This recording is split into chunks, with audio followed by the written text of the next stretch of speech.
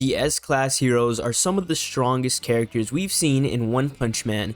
Those in the S-Class are not only powerful, but are even considered to be insane in the eyes of the public. And for good reason. These heroes that we have in the S-Class are very strange individuals. For example, we have a super genius prodigy child, an openly homosexual convict, a what used to be a human lab rat, a cyborg, and a hungry obese man. But out of all of these characters that I just described to you, there is one among the S-Class that really have my head scratching. This S-Class hero is a small man who wears a dog costume and even acts like a dog.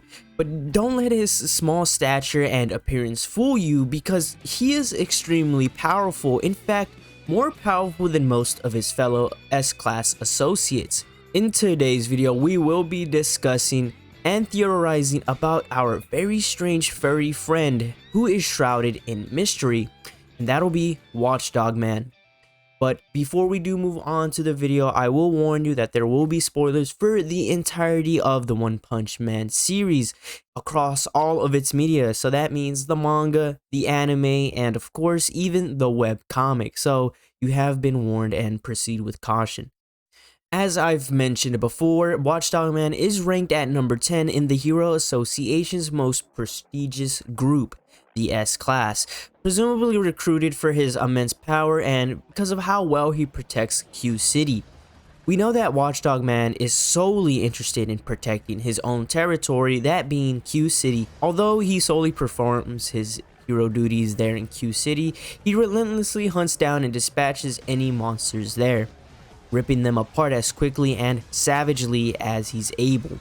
He often piles up and perches atop of the corpses of the monsters that he kills, kind of like how a real dog would after like catching some prey. Like if you ever had a dog, you know, some dogs will sometimes go out there, catch some prey, bring it to your feet, and kind of just sit there, stand proudly, you know, with the thing and the corpse that he's just brought to you. So there's kind of a very dog-like similarity there. But why would Watchdog Man let a threat like a monster get away simply because it walked out of Q City's boundaries? Could it be possible that Watchdog Man was trained to only take down monsters in Q City by something or someone? The reason is pretty much unknown to us, but the only thing that really comes to mind when I think of someone who trained Watchdog Man to remain loyal to protecting only Q City is like a past owner. But what type of person is capable enough to train what seems to be a human man in a dog costume? That's pretty weird.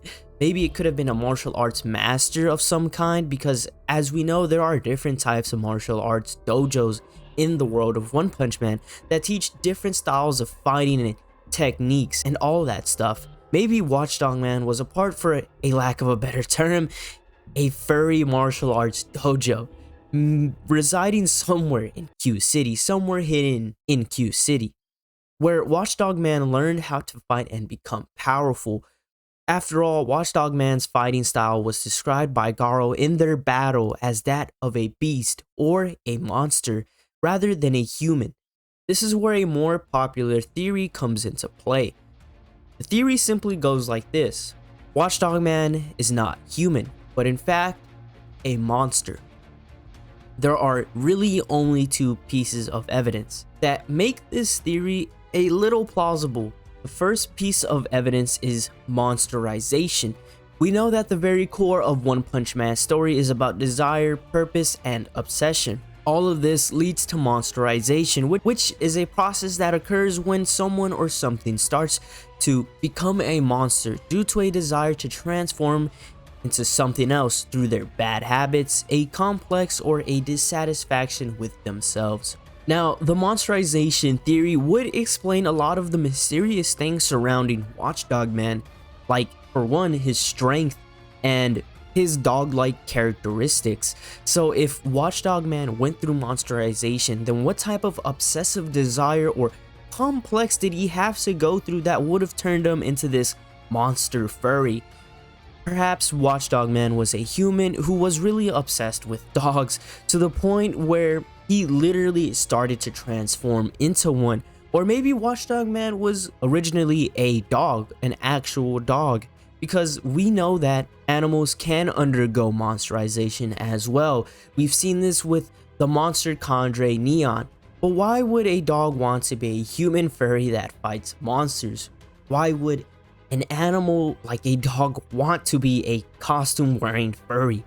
Don't really know, but like I've said before, maybe because he had an owner that used to fight monsters or fought for justice in general. Maybe a hero or just some kind of brave man who most likely probably died in battle, which made Watchdog Man undergo his transformation, because if you already didn't know, Watchdog Man as a whole was a concept that was inspired by Hachiko, who was a Japanese dog remembered for his remarkable loyalty to his owner. Now, I might butcher the owner's name, but his name is Hidesaburo Uneo.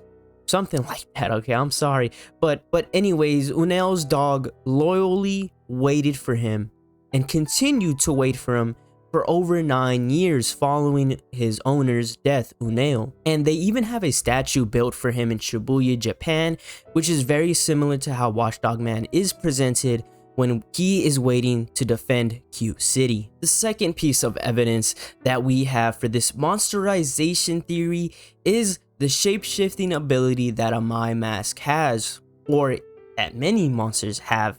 If you already didn't know, a Mai Mask secretly is a monster with the ability to seamlessly transform into a monster to a human at will for the most part. We have seen this with other monsters as well, like the monster ninjas Galewind and Hellfire Flame. But a Mai Mask is a little bit more special, as he can turn into anything, as we've seen in the webcomics continuity recently. And I bet you, and I theorize to you, that a Mai Mask isn't the only monster to be able to shapeshift into anything. This theory really starts to make somewhat sense, especially when you consider the nature of Watchdog Man's prowess. Let's also take into account that costumed monsters actually exist, just like we've seen with Phoenix Man, who was originally a mascot for a comedy show that was cancelled. Phoenix Man states that he was unable to take the costume off, and before he knew it, he was the bird itself, the Phoenix, a monster. In his fight with Child Emperor, Phoenix Man tries to get Child Emperor on his side in order to create a new organization, where he then surprisingly and suddenly states that he also wants Watchdog Man to join them in their alliance as well. I guess Phoenix Man has some kind of interest in Watchdog Man, probably for his immense power, or maybe because Watchdog Man is a furry costume wearing hero who was probably in the same situation, or somewhat same situation as Phoenix Man was, someone who was unable to remove their costume, and before they knew it, they're a monster. Anyways, because of this theory that Watchdog Man is secretly a monster, it kind of puts relief on the community as to why Watchdog Man is so powerful. And it makes a lot of sense, definitely more than just theorizing that Watchdog Man is just a regular petite man in a costume that only fights monsters in Q City simply because he is a furry who likes dogs. But that could very well be entirely the case, considering one's weird humor that we all love. But because of the possibility of the monsterization theory being true, this would make Watchdog Man's case very dark. We have seen what happened to a Mai Mask when he was revealed to be a monster in the One Punch Man world. He was immediately treated like a threat, and is now being hunted down by many of the Nero Hero associates and those who obviously dislike monsters. Imagine if Watchdog Man was a monster that was revealed to be one in the world of One Punch Man. How would the Hero Association react to this? How would the Nero Heroes react to this? How would the public view Watchdog Man? Would he still be treated with respect and love because he's defended the people of Q City for so long? Or would it be that he would be treated exactly how a Mai Mask was? And would there be operations to subdue Watchdog Man because he is now labeled as a threat? Would the furry stand on business and begin to fight back or even kill those who try to harm or capture him? It's kind of hard to say because, like I said, he has and is willing to brutalize human attackers, not kill them outright. For example, he notably holds back and does not go for the kill on Garo, but instead beating him down until he escaped Q-City's limits. He can also be rather impish when fighting human criminals, as seen when he counters Garo by shaking his hands when he attacks. But you never know, okay? Because it's extremely hard to read Watchdog Man because of his constant deadpan facial expression, which is very similar to Saitama. Watchdog Man's almost unpredictable nature is what makes him a very scary sight, especially when you take into account that he has never lost a fight against monsters before. Or in general, even with this fight with Garo, he held back and didn't use his full power, which is very scary indeed. Now I want to backtrack to when I mentioned that he has this almost unreadable face, this deadpan look, because like I said, he is very similar looking to Saitama. Could it be that Watchdog Man has somehow broken his limiter or maybe removed it? That would be very strange and very overpowered if he did, and I'd say it'd make him even scarier. And it would also explain why he's just so strong, how he is just able to defeat these demon and dragon level threats, monsters or whatever, so super fast and with such efficiency.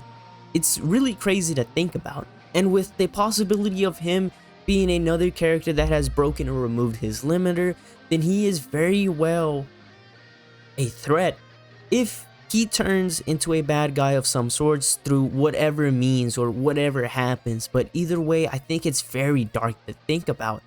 Of course, every possibility about Watchdog Man's true nature is just or are just theories that the community came up with.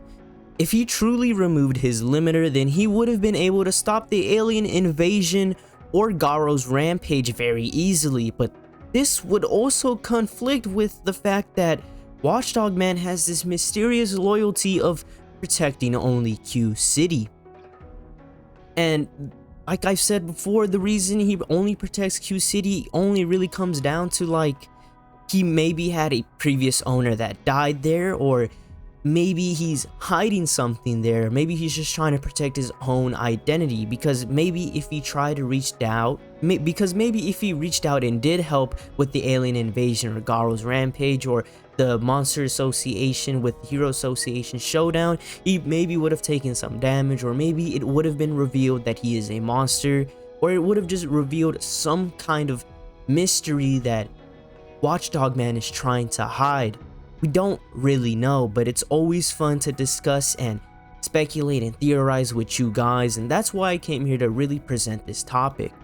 Will we ever get more background on Watchdog Man? Will we ever get a lot more story about his mysterious origins?